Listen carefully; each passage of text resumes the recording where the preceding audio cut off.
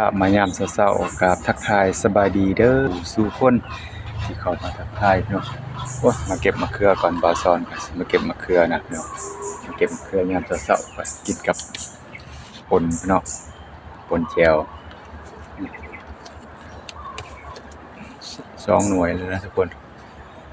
สิเด็ดเอากินกับแจ่วก่อนทุกคนมาแซ่บๆนำบ่าวซอนพี่น้องไปเบิ่งไปชมนำกันอันนี้ก็ได้2หน่วยแล้วนะทุกคน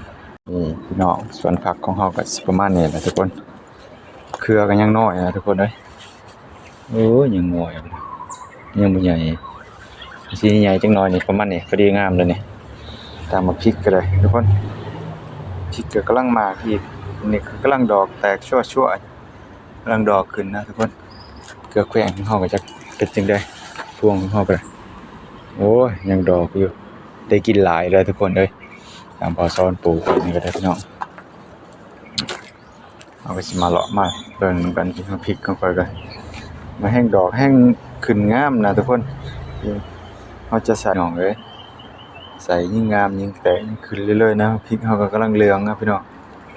ส่วนมะเขือเทศของเฮาก็สิประมาณนี้แหละพี่น้องต้นสูงนะทุกคนต้นมีสูงขึ้นเรื่อยๆมะเขือเทศก็ได้มะทั่วก็ได้บ่อยากปานใดนะมะทั่วนี่ก็ได้ทุกคนเสื้อล่ะมาโอ้ยมีแต่ดอกหมากบ่มี มีแต่ดอกหมากหน่วยเดียวโคโลอยู่นี่หมากก็ได้หมากบ่มีหมากบ่ค่อยมีส่วนผักเสริมของเฮาก็นี่ก็บ่ยังงามปานใดพี่น้องแต่ตัวนี้นะงามงามหลายตัวนี้ตามผักเสริมของเฮาครับโอ้สิก็สิประมาณนี้แหละพี่น้องส่วนผักของข้อยก็ได้พี่น้องเอ้ย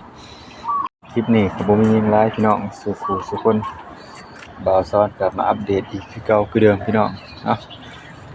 เช้านี้ก็ขอตัวไปก่อนเด้อพี่น้องสุขคน